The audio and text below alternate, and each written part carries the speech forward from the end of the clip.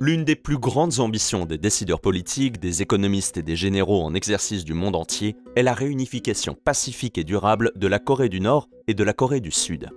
Il y a bien sûr beaucoup d'étapes à franchir entre la situation actuelle dans la péninsule coréenne et la réunification, mais si celle-ci était possible, elle permettrait à des dizaines de millions de personnes de sortir de la pauvreté, et avec un peu de chance d'atteindre à terme le niveau de vie correspondant non seulement à l'une des économies les plus prospères de toute l'Asie, mais aussi du monde entier. Bien sûr, il s'agit là d'un grand si.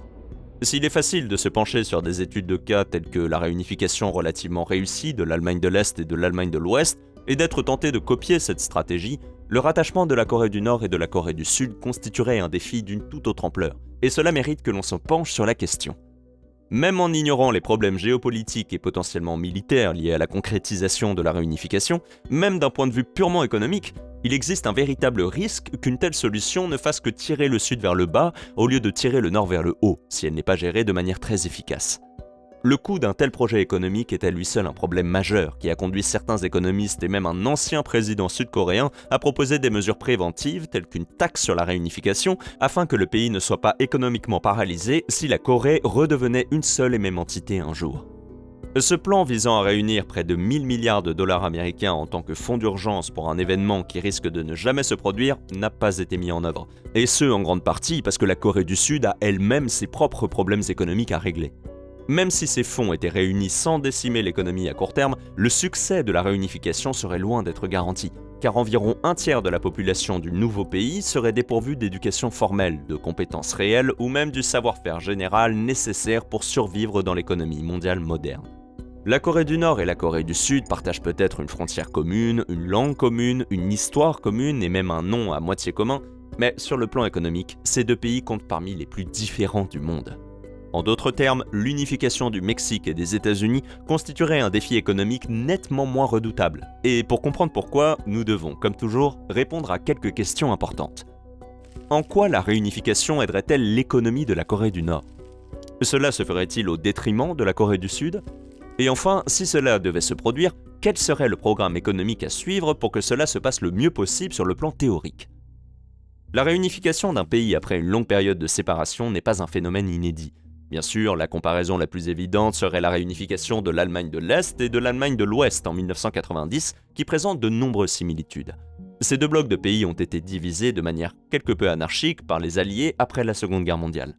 La Corée du Nord et l'Allemagne de l'Est dépendent tous deux d'un bailleur de fonds plus important pour soutenir leurs industries nationales, la Chine et l'URSS respectivement, et ces deux pays ont été conservés malgré leurs coûts économiques, en grande partie parce qu'ils ont servi de tampon géographique entre des intérêts géopolitiques divergents. Aujourd'hui, l'Allemagne est un exemple de réussite économique hautement développée. Elle est la 4e économie, en voie de devenir la 3e plus grande économie du monde. Elle dispose d'une base industrielle diversifiée et elle est un membre très estimé de la communauté internationale. Avec le recul, il est facile de voir que la réunification a été un succès, mais c'était loin d'être garanti, car la réunification de l'Allemagne de l'Est et de l'Allemagne de l'Ouest aurait pu facilement être un désastre économique qui aurait entraîné toute l'Europe dans sa chute. À bien des égards, c'était déjà le cas. Le problème tenait au fait que, même si l'Allemagne de l'Est était l'un des pays les plus avancés du bloc de l'Est sur le plan technologique et industriel, si ce n'est le plus avancé, elle restait bien plus pauvre et bien moins développée que l'Ouest. Lorsqu'il est devenu évident que la réunification allait avoir lieu, le gouvernement de l'Allemagne de l'Ouest de l'époque, ainsi que la plupart des économistes, ont été enthousiasmés par la possibilité d'ajouter une main-d'œuvre et une capacité industrielle importante à une économie occidentale qui se portait déjà assez bien. En réalité, la majeure partie du capital industriel du pays, des usines aux infrastructures de transport, était complètement dépassée et mal entretenue. De plus, la main-d'œuvre de l'Est n'était pas aussi bien formée ou éduquée que ses compatriotes de l'Ouest. L'Union soviétique, et par extension l'État satellite d'Allemagne de l'Est, ne se sont pas effondrés parce que leur économie se portait incroyablement bien. Ainsi, au lieu d'apporter une contribution productive à l'économie prospère de l'Ouest, l'Est, du moins au début, a constitué un fardeau considérable qui a nécessité des investissements importants pour ne pas paralyser l'ensemble du pays. La nouvelle Allemagne unifiée ne pouvait pas non plus ralentir ses efforts pour relever l'Est, car sans être maîtrisée, cette situation aurait entraîné une pression considérable sur le chômage et les services sociaux. Même si l'Allemagne était une économie de marché, elle abritait un système connu sous le nom de capitalisme rénant, qui, en termes aussi simples que possible, tente de combiner les meilleurs éléments des marchés libres, comme la volonté d'innover et de travailler, avec les meilleurs éléments d'une économie planifiée, comme s'assurer que les gens disposent des ressources dont ils ont besoin pour être des membres productifs de la société et un contrôle direct sur des aspects tels que le développement industriel. Bien sûr, c'est du moins la théorie. Dans la pratique, cette approche mixte a plutôt bien fonctionné pour l'Allemagne, et la raison pour laquelle cela est important en ce qui concerne la réunification, c'est qu'elle l'a rendue à certains égards beaucoup plus facile, mais à d'autres égards beaucoup plus difficile. Plus difficile parce que, à moins que tous les nouveaux citoyens du pays venant de l'Est ne soient exclus de la généreuse aide sociale, cette large population de travailleurs soudainement sans emploi constituerait une énorme ponction sur les ressources. Le seul aspect positif du capitalisme rhénan, c'est qu'il a permis au nouveau gouvernement national collectif d'exercer un contrôle plus direct sur l'économie et de prendre les mesures drastiques qui s'imposaient. Cette mesure radicale a consisté à augmenter les taux d'intérêt afin d'attirer autant d'investissements étrangers que possible et d'utiliser ces capitaux pour réaliser des investissements massifs dans l'est du pays afin d'essayer de le mettre au diapason du reste du pays. Cela a fonctionné à peu près, mais a entraîné d'autres problèmes en Europe. Les taux d'intérêt élevés proposés par l'Allemagne en ont fait une destination très attrayante pour les investisseurs internationaux, au détriment des autres pays européens qui ont vu la valeur de leur monnaie diminuer. Malgré ces mesures radicales, la réunification est restée un défi monumental qui a failli échouer de manière spectaculaire pendant près d'une décennie. De nombreux économistes qui ont travaillé sur la réunification ont déclaré que le fait que l'ensemble fonctionne aussi bien n'est rien de moins qu'un miracle, et ce n'est toujours pas parfait. Aujourd'hui encore, plus de 30 ans plus tard, l'Est reste nettement plus pauvre et moins productif que l'Ouest. L'Allemand de l'Est moyen dispose d'environ un tiers de la richesse de l'Allemand de l'Ouest moyen, et ce malgré le fait que Berlin, la ville la plus grande et la plus riche du pays, soit située à l'Est, ce qui signifie que toutes les autres régions entourant ce centre sont nettement plus en retard que ne le laissent supposer ces chiffres plutôt désastreux. S'il y a une raison pour laquelle nous avons passé autant de temps à explorer l'Allemagne de l'Est et l'Allemagne de l'Ouest dans une vidéo qui est censée traiter de la réunification de pays situés à l'autre bout du monde, c'est parce que tous les défis, les incidents évités de justesse et les problèmes persistants qui ont été rencontrés en Allemagne seraient presque totalement insignifiants par rapport à ce qu'il faudrait surmonter dans le cadre d'une Corée unifiée. Même dans un avenir où les pays ne feraient plus qu'un dans le cadre d'un processus totalement pacifique n'impliquant ni conflit, ni destruction d'infrastructures, ni implication d'autres puissances internationales, la nouvelle économie coréenne aurait encore fort à faire. Il s'agit également d'une hypothèse très optimiste et peut-être naïve. Le coût initial d'1 billion de dollars nécessaire à la réunion de la Corée ne tient pas compte des dures réalités, comme le fait qu'il est peu probable que le gouvernement actuel du Nord abandonne le pouvoir pacifiquement et que, même s'il le faisait, il y aurait d'abord des défis logistiques monumentaux à relever. La frontière elle-même est la région la plus militarisée au monde. Plus d'1 million de mines terrestres divisent les deux pays et leur nettoyage serait un projet qui, à lui seul, pourrait prendre des centaines d'années, nécessiter des milliers de milliards de dollars et coûter inévitablement la vie à de nombreux travailleurs. Tout cela doit se produire avant que le pays ne devienne réellement un État unifié. Mais faisons ce que font tous les bons économistes et émettons des hypothèses farfelues sur le fait que tout fonctionne parfaitement, juste pour avoir un modèle facile à utiliser comme étude de cas. Même si la frontière fortement militarisée disparaissait un jour comme par magie, les problèmes ne feraient que commencer. Tout d'abord, la taille et la complexité d'économies comme celle de la Corée du Sud aujourd'hui dépassent largement ce que même des économies avancées comme celle de l'Allemagne de l'Ouest étaient avant la réunification. L'économie de la Corée du Sud est centrée sur des industries hautement techniques, telles que la technologie, la fabrication de pointe et même la construction navale, qui nécessitent des niveaux de compétences extrêmement élevés, des technologies de pointe et la coopération de dizaines d'autres pays dans le monde en tant que fournisseurs, investisseurs et consommateurs finaux. La Corée du Sud est aujourd'hui le deuxième plus grand pays constructeur de navires au monde, seulement devancé techniquement par la Chine, bien que les chantiers navals chinois aient tendance à construire un plus grand nombre de navires nettement plus petits et moins chers, de sorte que la valeur de l'industrie maritime sud-coréenne est encore plus élevée, même si elle produit moins de navires et que sa capacité totale est moindre. Le transport maritime n'est qu'une des industries qui composent l'économie relativement diversifiée de la Corée, mais il illustre parfaitement la manière dont un choc économique de cette ampleur peut ébranler une économie coréenne unifiée. La commande d'un navire implique que les compagnies maritimes internationales investissent souvent des centaines de millions de dollars pour un navire dont la fabrication prendra des années. Les millions de composants de ces navires doivent également provenir de milliers de fournisseurs différents à l'intérieur et à l'extérieur du pays, et de nouvelles dynamiques commerciales avec des pays comme la Chine, qui ne seront probablement pas ravis de perdre leur pays tampon, où la restructuration des marchés du travail en vue d'intégrer des travailleurs du Nord compliquera inévitablement toutes les industries. mais surtout celles qui sont aussi complexes que la construction navale, au point que les acheteurs internationaux pourraient s'inquiéter de la capacité du pays à livrer leurs investissements vitaux dans les délais et se tourneront plutôt vers d'autres chantiers navals, au Japon, en Allemagne ou en Chine. Ce n'est pas une règle absolue, mais une économie plus sophistiquée a tendance à avoir plus de composantes variables. Et avec plus de composantes variables, il y a plus de choses qui peuvent mal tourner, surtout dans le cas d'un bouleversement aussi important que l'absorption d'un autre pays. L'Allemagne de l'Ouest était une économie avancée selon les normes des années 1990, mais le monde a considérablement évolué depuis lors, et le rôle du commerce, de la finance et de la coopération au niveau mondial contribue 2 fois plus à l'activité économique aujourd'hui qu'à l'époque. Outre le fait que les investisseurs, les clients et les fournisseurs étrangers se sentiraient légèrement mal à l'aise à l'idée de travailler dans un pays qui connaît un changement aussi radical, la réunification aurait également un impact sur la capacité du pays à emprunter au moment où il en a le plus besoin. Pour attirer les capitaux étrangers après la réunification, l'Allemagne a dû offrir des taux d'intérêt extrêmement élevés sur les emprunts d'État, faute de quoi les prêteurs n'auraient pas voulu prendre le risque d'un pays dans une position aussi instable. Si la Corée doit investir des milliers de milliards d'euros sur au moins une décennie simplement pour remettre la moitié du pays à flot, elle aura besoin de prêts étrangers. Et si elle doit payer un taux d'intérêt élevé sur ses prêts, la gestion de l'économie n'en sera que plus difficile. Mais il n'y a peut-être pas que des mauvaises nouvelles. Avant d'aborder les défis les plus sérieux que la réunification pourrait poser, il est juste d'équilibrer cette vue d'ensemble avec quelques opportunités réellement surprenantes que cela pourrait présenter. L'avertissement selon lequel personne ne peut prédire l'avenir, et encore moins les économistes, s'impose depuis longtemps dans cette vidéo, d'autant plus que nous explorons un avenir totalement hypothétique, mais à long terme, une Corée réunifiée pourrait présenter des avantages très réels pour les 2 moitiés du pays. Bien sûr, c'est le Nord qui bénéficierait le plus de la possibilité de vivre et de travailler dans une économie stable et industrialisée. Et quel que soit le niveau des retombées économiques de ce qui pourrait être un processus de réunification très lent et coûteux, leur niveau de vie s'améliorerait de manière significative. Même si la majeure partie de cette amélioration serait financée directement ou indirectement par le Sud, il ne s'agirait pas pour autant de pure charité. La Corée du Nord a ses propres problèmes économiques qui, une fois les difficultés initiales résolues, pourraient être considérablement améliorés si elle devenait un seul pays avec le Nord. Pour commencer, il y a tout simplement des ressources.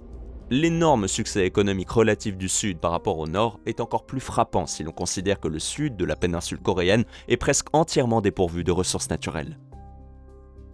Le Nord, quant à lui, est riche en combustibles fossiles, en métaux et en terres rares qui ont tous une valeur d'exportation massive et qui pourraient être utilisés dans les industries nationales. À l'heure actuelle, la Corée du Nord peine à utiliser ses ressources naturelles pour créer de la richesse nationale, car ses machines et ses infrastructures, malheureusement dépassées, ne peuvent pas les extraire aussi efficacement que les économies avancées dotées d'équipements miniers modernes. Même si la main-d'œuvre est extrêmement bon marché, voire gratuite, en Corée du Nord, le coût final de la plupart des matières premières extraites n'est que marginalement affecté par le coût de la main-d'œuvre. Les 2 autres facteurs de production, la terre et le capital, sont bien plus importants. La terre, parce qu'il est impossible d'extraire des ressources naturelles là où il n'y en a pas, et le capital parce que la plupart des mines modernes ne peuvent tout simplement plus être exploitées avec des pioches et des pelles. Les mines industrielles modernes dans les économies avancées comme l'Australie, le Canada ou même le Brésil n'emploient pas tant de travailleurs que cela. Les sites massifs qui produisent chaque année des ressources d'une valeur de plusieurs milliards de dollars sont souvent occupés par moins de 1000 travailleurs sur place. Même si ces travailleurs sont extrêmement bien payés, ce qui est souvent le cas dans ces pays avancés, ils seront toujours en mesure d'extraire les ressources de manière plus rentable en utilisant le capital. Une grande excavatrice à roupelle peut déplacer plus de matériaux en une rotation qu'un ouvrier muni d'outils manuels ne pourrait le faire en un an. Et tous les ouvriers, même ceux qui sont maintenus dans des conditions épouvantables, ont toujours besoin de ressources pour rester en vie et travailler. Ainsi, le mineur australien qui se déplace à la volée et qui est payé 200 000 $ par an produira toujours plus de ressources pour chaque ressource utilisée qu'un travailleur nord-coréen utilisant des restes de machines datant de l'ère soviétique et de l'ère Mao. Si ces pays s'unifient, non seulement le Sud sera en mesure d'investir dans l'infrastructure nécessaire pour exploiter efficacement ses ressources précieuses, mais il aura aussi une position mondiale qui lui permettra de les vendre dans le monde entier ou de les utiliser dans ses propres industries à forte intensité de ressources. Il n'aurait probablement pas besoin de les déplacer loin non plus, car un autre avantage de la réunification serait que la plus grande économie consommatrice de ressources au monde se trouverait juste à la porte de la nouvelle Corée unifiée. À l'heure actuelle, les centres industriels de la Corée du Sud se trouvent sur une île. Le seul moyen d'entrer dans le pays et d'en sortir est le bateau ou l'avion, car rien ne passe par le nord pour rejoindre le reste du continent. Pour les longs trajets, le transport maritime est le moyen le plus efficace de transporter des marchandises. Mais si les matériaux ou les produits doivent être chargés sur un camion ou un train, puis déchargés et chargés sur un navire, puis déchargés à nouveau sur un camion ou un train à l'autre bout, le coût par kilomètre reste à l'avantage d'un camion exclusivement sur une assez longue distance, et d'un train sur une distance encore plus longue. Chaque chargement et déchargement ajoute des coûts au voyage qui doivent être compensés par le coût par kilomètre plus faible du navire. Bien sûr, pour transporter des marchandises à travers le Pacifique jusqu'aux États-Unis, un cargo serait toujours gagnant en raison de la faible distance parcourue et un camion ne serait pas une option. Mais pour accéder au marché chinois, le rail cargo pourrait être incroyablement compétitif, ce qui serait également à l'avantage du pays dans les deux sens. Des exportations plus compétitives vers la Chine et des importations moins chères en provenance de la Chine. Bien entendu, tous les experts en géopolitique interrogés par l'équipe de Context Matters ont dit la même chose. À savoir que malgré ces avantages, la Chine ne souhaite pas que cela se produise, parce que cela place un adversaire potentiel majeur juste à sa frontière. Mais les avantages purement économiques seraient indéniables pour les deux pays. Accéder à davantage de ressources serait une bonne chose, mais la plus grande victoire serait sans doute celle des ressources qui ne seraient pas gaspillées. La Corée du Sud possède l'une des armées les plus importantes et les mieux financées au monde. Chaque année, elle consacre près de 2,7% de son PIB aux dépenses militaires, sans compter la conscription forcée de tous les hommes sud-coréens qui privent l'économie de main-d'œuvre productive pendant 18 à 21 mois.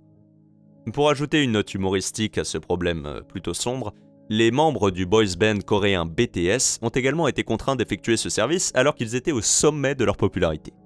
Compte tenu de l'énorme demande nationale et de la demande internationale croissante en matière de divertissement coréen, on estime que cet enrôlement a coûté à l'économie sud-coréenne jusqu'à l'équivalent de 5 milliards de dollars.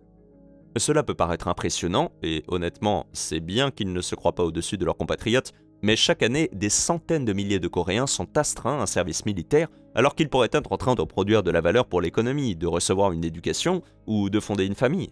Collectivement, cela coûtera bien plus que la perte presque comique subie en perdant un boys band pendant 1 an et demi. Bien sûr, la raison pour laquelle ils n'abandonnent pas cette pratique malgré ses coûts économiques énormes tient au fait que le pays est toujours techniquement en guerre avec son voisin du Nord, doté de l'arme nucléaire. Le renforcement de la préparation militaire a également coûté à l'économie nord-coréenne, comparativement beaucoup plus petite, une part relative beaucoup plus importante de sa production totale. Il convient de préciser que les sources fiables sont beaucoup plus difficiles à trouver pour les chiffres économiques et militaires de la Corée du Nord, mais que ses forces de défense représentent 33% de sa production économique totale, ce qui est comparable aux dépenses de l'Ukraine, qui est actuellement engagée dans une guerre totale contre une puissance militaire beaucoup plus importante. Si ces pays étaient unifiés, des éléments tels que la conscription forcée et les dépenses de défense paralysantes pourraient être ramenés à des taux conformes à ceux de leurs homologues internationaux, ce qui laisserait beaucoup d'argent pour améliorer la vie quotidienne des citoyens de ces pays. Encore une fois, cela suppose que les tensions militaires actuelles ne seraient pas simplement remplacées par des tensions le long d'une frontière légèrement plus septentrionale. Un autre avantage est tout simplement la main-d'œuvre qui, d'une certaine manière, serait la plus grande opportunité et la plus grande menace pour l'avenir potentiel d'un rapprochement entre la Corée du Nord et la Corée du Sud. La Corée du Sud a une population qui vieillit rapidement et le taux de natalité le plus bas du monde. Le pays n'a pas non plus été très attractif pour l'immigration, car peu de migrants à la recherche d'un nouvel endroit pour vivre et travailler connaissent le coréen. Les opportunités n'y sont pas aussi attrayantes que dans d'autres grandes économies avancées, et historiquement, le gouvernement s'est de toute façon montré assez réticent à l'égard de l'immigration. La Corée du Nord pourrait donner un coup de pouce au Sud dans ce domaine, car sa population est beaucoup plus jeune. Malheureusement, la raison pour laquelle la population est plus jeune est en grande partie due à la malnutrition, aux mauvaises conditions sanitaires, au manque d'accès aux soins de santé et, bien sûr, au rôle de l'État. Aussi tragique que soient ces raisons, le rapprochement des deux pays pourrait potentiellement résoudre deux des problèmes les plus existentiels du Nord et du Sud, à savoir l'extrême pauvreté et le vieillissement de la population. L'âge moyen d'un Nord-Coréen est inférieur de près de 10 ans à celui d'un Sud-Coréen, ce qui signifie que les Nord-Coréens pourraient reprendre un grand nombre d'emplois à mesure que les Sud-Coréens deviennent trop âgés pour travailler ou s'occuper d'eux-mêmes. Les investissements nécessaires pour amener la Corée du Nord à un point où elle ne serait plus un fardeau pour le Sud seraient colossaux. Mais de ce point de vue, il pourrait presque être considéré comme un plan de retraite pour la population qui vieillit rapidement. Les taux de natalité dans les deux moitiés du pays devraient également s'améliorer, car les habitants du Nord n'auront plus à s'inquiéter de la provenance de leur prochain repas. Ils auront plus de temps et de ressources pour fonder une famille en toute sécurité, et les habitants du Sud seront probablement aidés par les nouvelles opportunités qui découleront d'un projet économique de cette envergure. Malheureusement, cette note positive révèle le problème le plus important de tous. L'Allemagne de l'Est et l'Allemagne de l'Ouest se sont efforcées d'égaliser une population qui était déjà bien plus égale que celle de la Corée du Nord et de la Corée du Sud. La population du Nord est peut-être nettement plus jeune que celle du Sud, mais elle accuse en moyenne un retard de plus de 10 ans en matière de niveau d'éducation. L'Allemagne de l'Est et l'Allemagne de l'Ouest présentaient également cet écart, mais l'Est restait une économie industrielle grâce à une forte concentration sur l'industrie lourde, peut-être au détriment de tout ce que les économies soviétiques possédaient d'autres. Les travailleurs de l'Est pouvaient recevoir des outils modernes et une formation de base, et se mettre directement au travail en faisant ce qu'ils faisaient auparavant. Bien sûr, cela simplifie énormément les choses, mais à l'époque, il s'agissait d'économies manufacturières à des stades de développement différents.